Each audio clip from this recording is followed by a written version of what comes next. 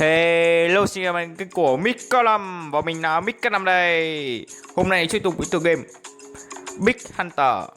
Và hôm nay là chuyên mục test tất cả vũ khí. Và hôm nay và không mong nữa, bắt đầu thôi. Và hôm nay mình sẽ test vũ khí nhá. Đây, hôm qua mình đã test vũ khí dao này cho mọi người nhá. Thì hôm nay mình sẽ test vũ khí khác. Vũ khí nào này cũng như vũ khí ấy thôi. Hôm nay mình sẽ test búa chưa nhá. Đây, mình sẽ chơi map này, mình sẽ chỉ những đặc điểm của này. Những con vật này thường ở đây, con gà thì sẽ ở đây. Đó, mình chỉ test thôi. Ném lên cao, con gà thì sẽ ném lên cao sẽ không trúng nhé, lưng nó rất khó nhé các em. Ném lưng rất khó, chỉ ném cổ lên nhá. Đấy, mình sẽ ném hết này. Đấy, ném cổ phải chính xác mà, có thể kéo dài ra. Đấy, rồi mình thua. Mình chỉ test thôi các bạn ạ. Hôm nay mình chỉ test vũ khí thôi. Tiếp theo mình sẽ dùng vũ khí tùy từng con một nhá. Các bạn ấn nút 3 chấm này ra để ra nhá. Con voi này, tiếp theo con voi này sẽ dùng cái nào cũng được. Hôm nay mình chữa vũ khí, mình tiếp theo cái gì nhá. Con voi này tớ sẽ là đây này, căng chuẩn này, căng cực chuẩn nhá. Đó, thường là căng phải chuẩn như mình cái căng mình này. Đó, nó dễ đây được. Con thẳng này chỉ có những con tí, một số con động vật ấy thì nó mới được thế thôi. Còn đâu là con triệu này vẫn tốt hơn. Sát thương con này thì hơi ít. Mình xem con gì này. Con này nhá, con này mình sẽ dùng vũ khí này nhá. Đây, có thể dùng vũ khí này hoặc là dùng vũ khí này. Đây, hoặc đây, hoặc dừa này, quả dừa này. Hiện tại mình chưa mua nhá, vì mình vừa mới mua vũ khí mới này. Boomerang này sao? Hack lão các bạn, hack lão lắm. Hiện tại chưa mua được. Đấy, chưa mua được mấy cái đấy. Bây giờ mình sẽ test final nhá. Khi kiểu kỹ này nhá. Mình có một điểm các bạn có thể nhấn vào hộp quà này. Nếu các bạn không thích ấy, bạn có thể xem video để nhận nhá. Mình không rảnh. Đây, số vũ khí sẽ có những điểm như sau này. Đấy, bàn gỗ này chỉ để các bạn test thôi nhé. Còn mấy màn sau thì mấy màn kiểu voi kia thì mình sẽ để làm clip sau nhé. Chỉ từng địa điểm với cả từng sát thương một nên dùng vũ khí gì nhá. Khi mà test mình sẽ test thôi. Đấy, mình cứ phi thẳng lên trời thôi. Những vũ khí kiểu như này thì cứ phi thẳng thôi. Còn những vũ khí vừa rồi ấy thì các bạn không nên phi thẳng. Với cả một đặc điểm là phi thẳng phải chính xác chỗ mình đang đứng nhá. Đây mình sẽ đứng xa rồi này. Sẽ một đặc điểm này. Đấy, phải phi thẳng cái góc kiểu vuông 90 độ ấy. Vuông làm sao được 90 độ ấy. Cái này chỉ lệch một độ cũng không sao cả. Thường sẽ lệch đây.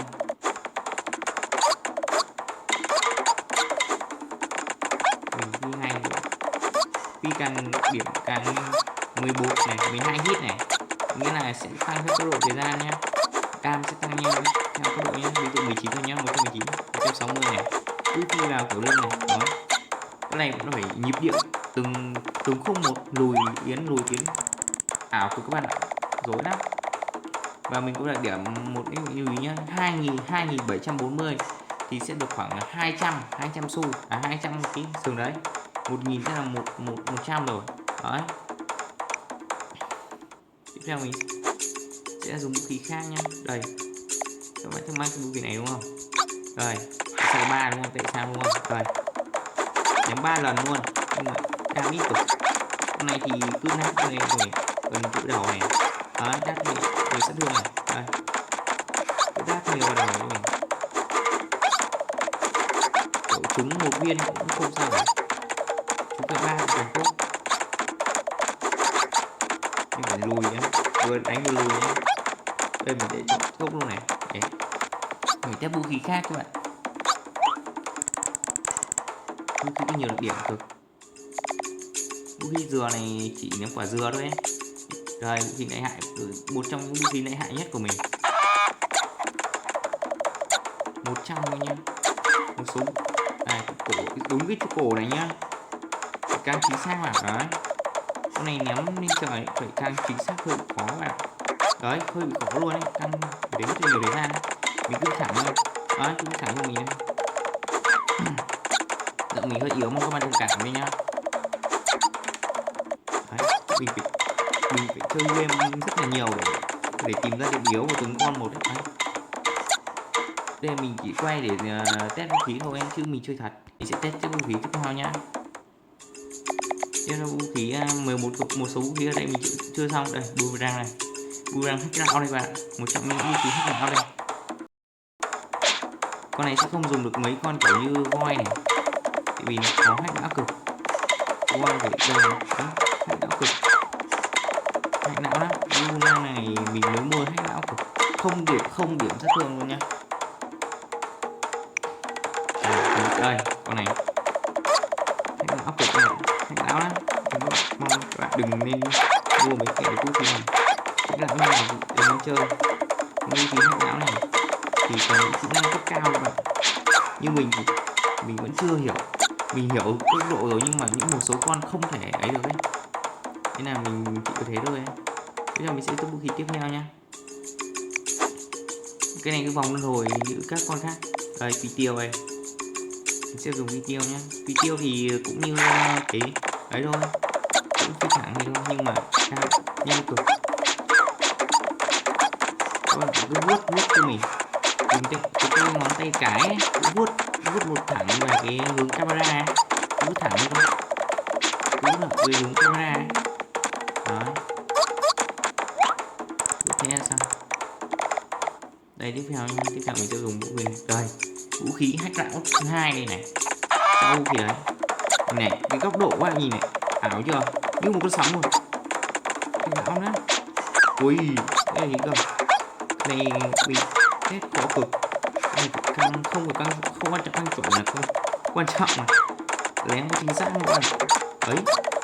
Cái này nước đi nó khó quá, mình không chịu được. Đây mình để tiếp theo mình sẽ vũ khí tiếp theo nhá. Đây, vũ khí tên này. Tên các bạn cứ căng chuẩn cho mình, cứ thẳng đi trời thôi. Cái số vũ khí thì không thể căng chuẩn đi trời được vì nó kiểu ảo diệu quá. Nhưng vũ khí vừa rồi không thể căng chuẩn đi trời được, trừ khi gặp những con kiểu sói ấy, thì mới căng chuẩn đi trời thôi. Vũ khí này thì vừa đây được, một công hai việc ấy. Một số vũ khí không được một công hai việc ấy.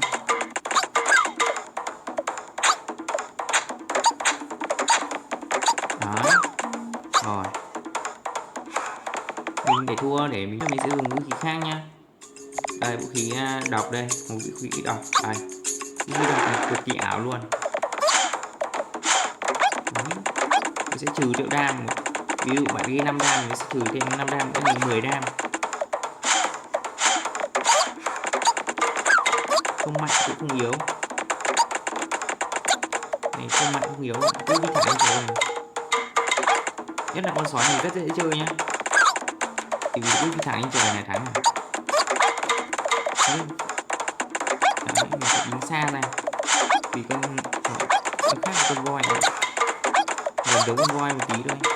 Khi ở tiên này thì nó sẽ tấn công muốn vũ bão. Rồi, mình để chết này. Mình sẽ chết này. Các bạn nhanh lưu ý tất cả vũ khí đều có góc độ. Một bằng tất cả với góc độ 90 nha. Nhất là vũ khí kết hợp 90 nha. Để xem có vũ khí nào chưa test này.